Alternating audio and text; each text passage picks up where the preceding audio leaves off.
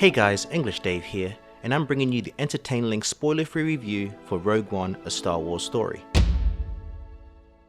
First off, I don't know why I'm doing this review.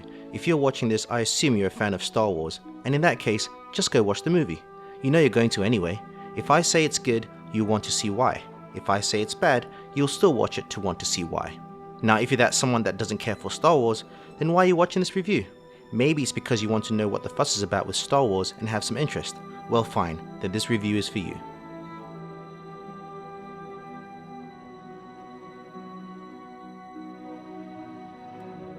In order to understand what Rogue One is about, side note, I know it's called Rogue One, A Star Wars Story, but that title is a mouthful and I'm not going to say it all the time. Though that being said, that's a lot quicker to say than this explanation, but whatever, you get my point. In order to know what Rogue One is about, you need a slight history lesson on the universe it's set in. Don't worry, I won't go into all the films. All you need to know is, in the first released Star Wars film, Episode 4, A New Hope, we open with a rebel cruiser being chased by the Empire's Star Destroyer. We soon learn that it's being chased because this rebel ship has received stolen plans that show a severe flaw in the Empire's ultimate weapon, a planet destroyer known as the Death Star. Well, this new movie, Rogue One, is all about how those plans were stolen in the first place. Well, there's more to it than that, but that's the basic gist you need to know going in. Okay, with that out of the way, let's go into Rogue One's story. And by the way, yes, this is a spoiler-free review, but I consider anything we've seen in the trailers fair game. So if you don't want to see anything at all, then just go watch the film. Rogue One primarily focuses on main protagonist Jyn Erso, continuing the Star Wars trend of having brunette British-sounding lead heroines. Jyn is the daughter of Galen Erso, who is pretty much the Oppenheimer of the Star Wars universe, a scientist who set out to do good, but his work was manipulated for evil use. And if you don't know who Oppenheimer is, do some research, he's a very interesting historical figure. Galen's research was used to finish the Death Star, and so his daughter Jyn is recruited by the Rebel Alliance in order to help them reach her father when they find out about the Empire's new superweapon. Though we don't see much of him, Mads Mikkelsen is great as a father. He's a proud man, but not in a bad way. He's a man put in a very tough situation and has to make decisions that either way will have repercussions. Felicity Jones is equally great as the lead. She carries the character well and does a great job of adding another great hero to the Star Wars lore. There's a lot of pain in her history, but she isn't afraid to set that aside and rally the troops to get done what needs to be done. She's also the voice of hope in the movie, even though her character has gone through circumstances that would cause others to lose all hope.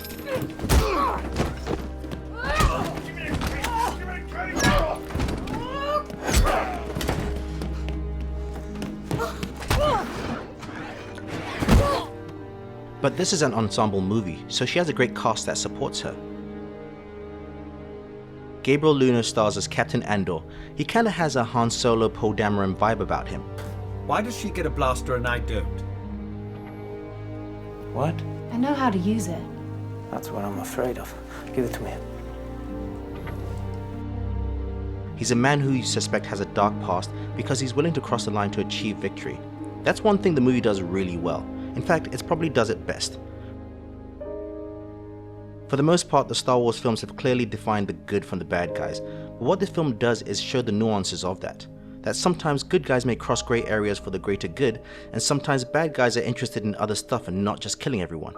For example, the villain in this film, Orson Krennic, played wonderfully by Ben Mendelsohn, feels more at home as a modern day politician than an outright villain.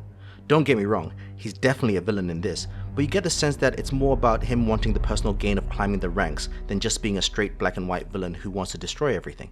This movie does a great job with point of view. You understand Krennic's frustration on making sure this new weapon works as he hopes it will, not because it will destroy planets, but because it will make his bosses happy and he can get the recognition he feels he deserves. Okay, back to the team of rebels. We also have Captain Andor's psychic, I guess, K2SO, played fantastically by Alan Tudyk, who incidentally also played the main robot in iRobot. Though it's all motion capture, Tudyk plays a repurposed android so well that not only is he my personal favorite standout character of this film, I would argue that he's probably my favorite Star Wars droid, and he'll have you laughing at stitches by what he says. What the right? There's a 26% chance of failure. How much further? I don't know, I'm not sure. I never really come this way, but we're close. We're close, I know that. Well, now there's a 35% chance of failure. I don't want to know. Thank you. I understand. Jiayang Wen and Donnie Yen play close friends Chirrut Imwe and Baze Malbus. Both were guardians of the Jedi Temple, but not Jedi themselves, and after the fall of the Jedi Order had no purpose in life until they crossed paths with Jyn. I really enjoyed their dynamic, as one still has hope in the Force, while the other has lost all hope and only remains because he's a good friend. It's also great to once again see a martial artist in Star Wars, and it shows that you don't have to have force abilities to be a badass in that universe. Rounding up the main team is Riz Ahmed as Bodhi Rook, an ex-Empire pilot who works with the rebels. His character is a nice touch. Like Finn from The Force Awakens, his character serves to show that there are those who are willing to switch sides even though they were once part of the Empire. The film has a whole host of great actors, old and new to Star Wars, and I felt that they all did a great job with what they were given.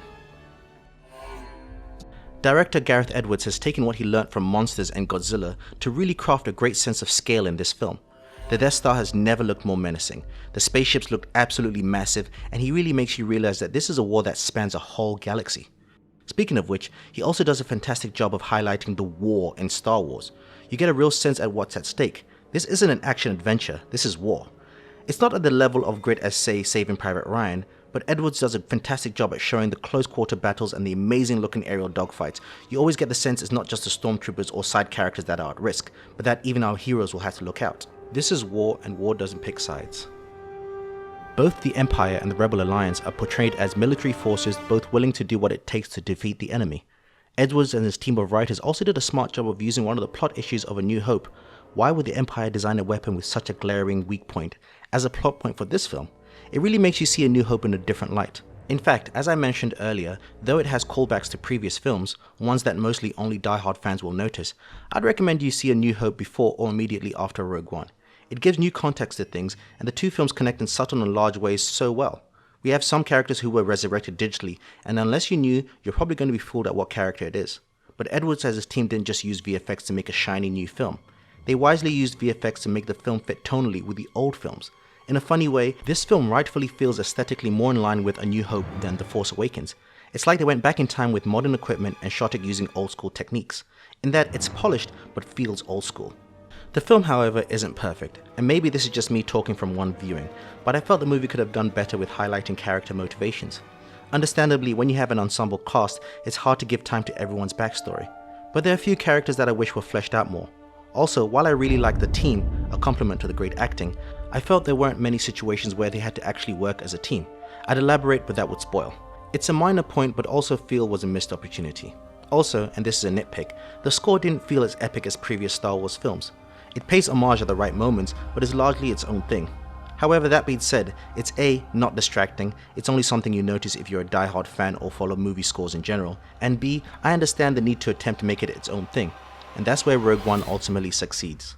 With this film, Disney and Lucas wanted to test the waters with a Star Wars film that didn't focus on the main aspects of Star Wars lore, such as the Jedi and the Skywalker family.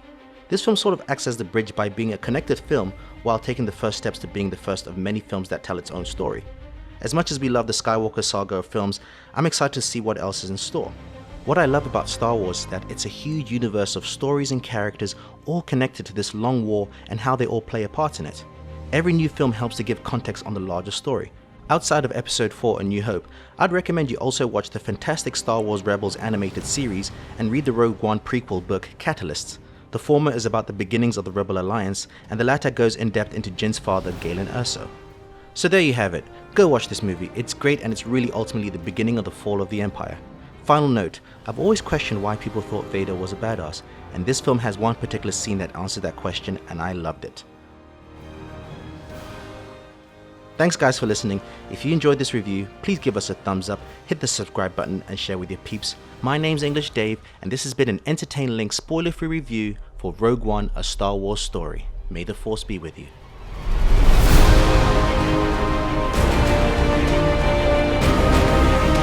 They've no idea we're coming. Take hold of this moment. The Force is strong. Make 10 men feel like 100. We'll take the next chance. And the next. You're rebels, aren't you?